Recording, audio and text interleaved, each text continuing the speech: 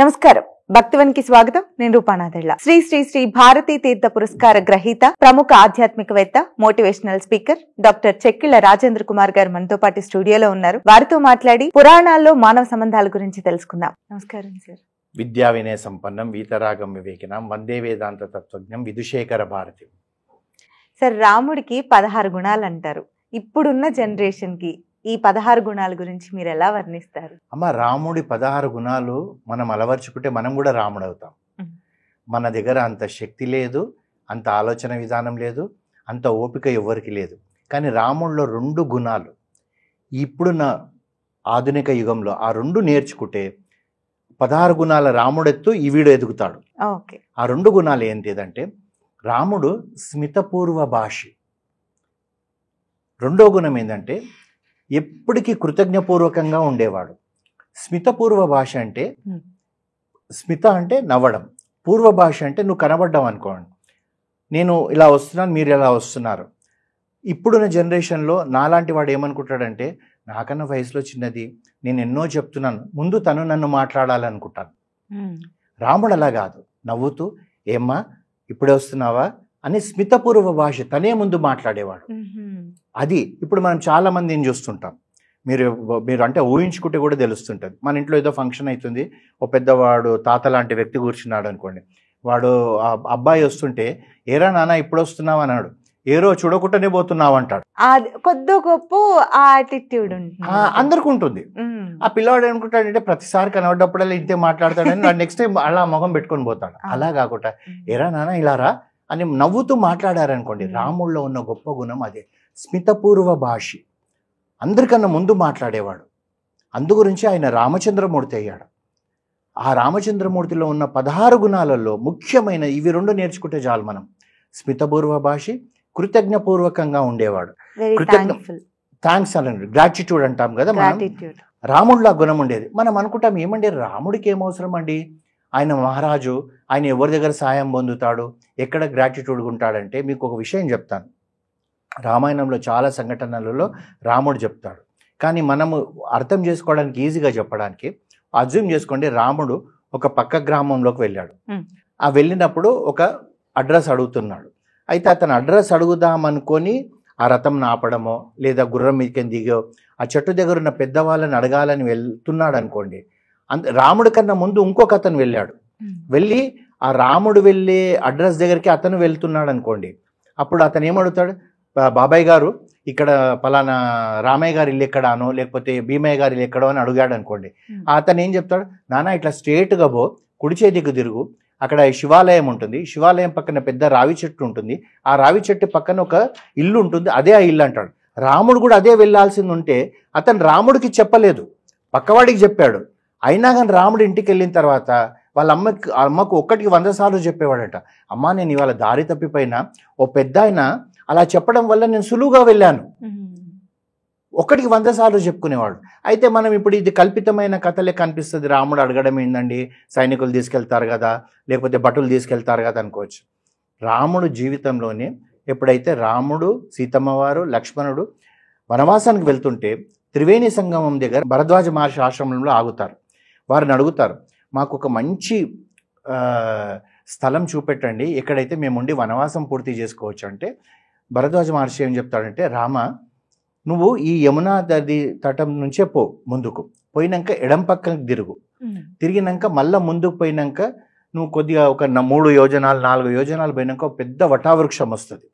ఆ వటావృక్షం దాటిపోయినాక 2 యోజనాలు నేరుగా పోయినావు అనుకో, నీకు అక్కడ పెద్ద పర్వతం కనబడుతుంది, అదే చిత్రకూట పర్వతం. చిత్రకూట పర్వతానికి ఉత్తరాన మందాకిని నది ఉంటుంది, నువ్వు అక్కడ ఉండొచ్చు అంటాడు. అంటే వీళ్ళు ఎలా నడుచుకుంటూ పోతుంటే ఆ చిత్రకూటం పర్వతం పోయే వరకు కూడా 100 సార్లు లక్ష్మణ్తో అంటాడు, లక్ష్మణ మహర్షి మనకి ఈ దోవ చూపెట్టకపోతే మనం ఈ అడవిలో తప్పిపోయే వాళ్ళం నాయన. ఆ కృతజ్ఞత అది మనకుందా? ఇప్పుడు నేనే ఉన్నానండి, నాకు ఏదో అవసరం వచ్చింది, మీ దగ్గరకు వచ్చాను, అమ్మ నాకు ఒక 10,000 కావాలి, అర్జెంట్ అవసరం ఉంది అని. నిజమైన అర్జెంట్ అవసరమే నాకు. మీరు ఎప్పుడు లేనిది ఈ వ్యక్తి అడిగారు అని చెప్పి 10,000 ఇవ్వగానే నా బుద్ధి ఎలా మారుతుందంటే, 10 అడగగానే ఇచ్చేదంటే ఈవిడ దగ్గర 1,00,000 ఉండుంటది, ఇంకొంచెం అడిగితే బాగుండేది కదా. ఇది మన మనస్తత్వం. తర్వాత తీసుకున్నప్పుడు ఉన్నంత సంతోషము నెల అయిన తర్వాత మీరు అడిగారనుకోండి, నాకు నా దృక్పథంలో మీరు ఒక రాక్షసులు, లేకపోతే కఠినమైన మనుషులు, డబ్బు కొరకు పేచిబడే వ్యక్తులు, గయ్యాలు, రకరకాల ఆలోచనలు వస్తాయి. ఇవ్వం మనం. వాస్తవం సార్. అదే ఇవ్వం మనం. మీరు అది ఒక 3 years తర్వాత అడిగినా మీరు చెడ్డవాళ్ళే. అవును. 5 years అయిన తర్వాత అడిగినా చెడ్డవాళ్ళే. అవును. అలా కాకుండా మీరు ఇచ్చారు నాకు ఆ సమయంలో. ఒక అమ్మవారంటే నేను ఎక్కడో పూజ చేస్తున్న పద్మావతి అమ్మగారు నీ రూపంలో నాకు ఇచ్చారన్న భావన నాకుంటే ఏమవుతుందంటే, రెండోది ఎప్పుడు గుర్తుపెట్టుకోండి మనం ప్రతి వ్యక్తి కూడా ఎక్కడో ఏదో అవసరంలో డబ్బు తెచ్చుకుంటాం, ఆ క్లిష్ట పరిస్థితులనే తెచ్చుకుంటాం. తర్వాత మనకి ఇచ్చేటప్పుడు కూడా మన దగ్గర ఎక్సెస్ అమౌంట్ రాదు. ఇప్పుడు మనకు వచ్చే 10,000 జీతంలోనే మళ్ళీ నీకు 10,000 ఇవ్వాలంటే నేను కష్టపడాలి. కానీ ఆ 10,000 ఇచ్చేటప్పుడు నేను కృతజ్ఞపూర్వకంగా నీతో ఉంటూ ఆ పరమేశ్వరుని ఏం ప్రార్థించాలంటే, దేవా నేను రుణంలో ఉండకుండా చూడు, నాకు ఏదన్నా చెయ్యి, అమ్మకు నేను 10,000 ఇచ్చేటట్టు నాకు నువ్వు దారి చూపెట్టు నువ్వు ప్రార్థన చేస్తే ఈశ్వరుడు ఏదో రూపంలో నీకు ఆ 10,000 వచ్చేస్తాయి. ఆ రాగాన్ని మళ్ళీ తీసుకుపోయి నువ్వు ఇచ్చావనుకోండి, పరమేశ్వరుడు సంతోషపడతాడు. వీరికి డబ్బిస్తే తిరిగి ఇచ్చాడు, ఎదుటి వ్యక్తిని ముంచేయడం లేదన్న భావన ఉంటే నువ్వు అలా అలా అలా అలా ఎదుగుతూ ఉంటావు. అలా కాకుండా మన వాళ్ళు చాలామంది ఉంటారు, ఏమంటే మీరు అడగగానే నాకు కోపం వస్తుంది, అవునమ్మా ఇస్తాను, పూలలో పెట్టిస్తాను, నా దగ్గర ఇప్పుడు లేవు అంటాను. అంటే పూలకు డబ్బులు లేవా, నేను ఇచ్చే 10,000కి లేవా?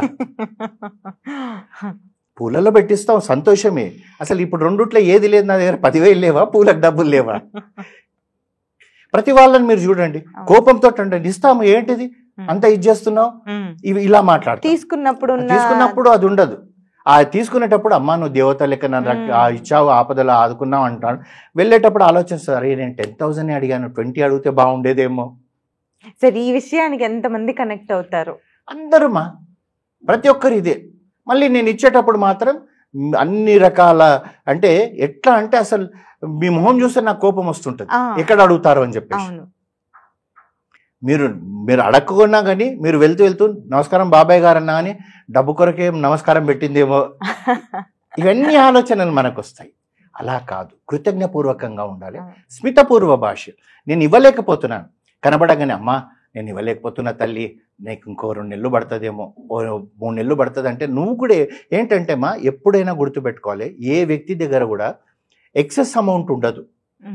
సినిమాలలో చూపెడతారు, ఇది అల్మారా తీస్తే అన్ని కట్టలు ఉంటాయి, ఎవరి దగ్గర ఉండవు. మీ దగ్గర 10,000 ఉంటే దాంట్లో మీ ఇల్లు నడపడానికి మీరు ఎన్నో ప్లాన్లు చేస్తుంటారు.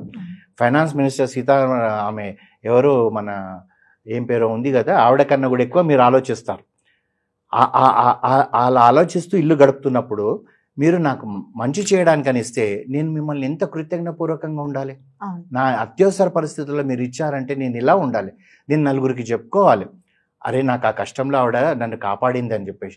కనీసం చెప్పుకోము. ఎందుకు చెప్పుకోము తెలుసా? అది కూడా అక్కడ నేను చెప్పాను అనుకోండి ఓ స్నేహితుడికి, మీ వల్ల నేను సాయం పొందానంటే నాకు నామోషి, నా దగ్గర లేక తీసుకున్నాను అనుకుంటారేమో, లేదా నా తలపైన ఉన్న కిరీటం పడిపోతుందేమో, ఇలాంటి ఆలోచనలు ప్రతి వ్యక్తికి ఉంటుంది. అలా ఉండకూడదు.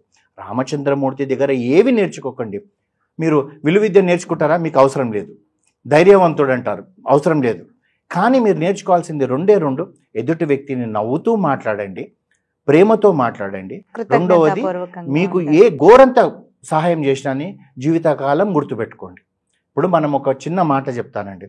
మనం ఒక దోవలో వెళ్తున్నాం, పెద్ద గాలి దుమారంతో వర్షం వస్తుంది. అక్కడ ఒక మహావృక్షం ఉందనుకోండి, ఆ వృక్షం కింద పోయి నిలబడతాం మనం. అప్పుడు అంటే తడుస్తామేమో, కానీ కొద్దిగా తక్కువ తడుస్తాం. కానీ జీవితకాలం గుర్తుపెట్టుకోవాలి, పలానా రోజు సైకిల్లోని వచ్చినప్పుడు అండి ఆ చెట్టు నాకు రక్షణ ఇచ్చింది. ఆ చెట్టు ఎవరు ఇచ్చారండి? ఈశ్వరుడు ఇచ్చాడు కదా. మళ్ళీ మనం తిరిగి ఆ ఈశ్వరుని, స్వామి నువ్వు ఆ రోజు నాకు ఆ చెట్టు చూపెట్టకపోతే నేను ఏమయ్యేదాన్నో, స్వామి ఆ రోజు నువ్వు ఈ అమ్మాయిని నాకు చూపెట్టకపోతే నా కష్టాన్ని పాల్పంచుకునేది కాదేమో. ఈ విధమైన ఆలోచన ఉంటే రామచంద్రమూర్తి దగ్గర ఉన్న గుణాలన్నీ 16 మనకు వంటబడతాయి. అది మనకు కావాల్సింది. ఈ 2 విషయాలు గుర్తుపెట్టుకుంటే జీవితాన్ని దాటేయచ్చు సార్. Thank you. నమస్తే.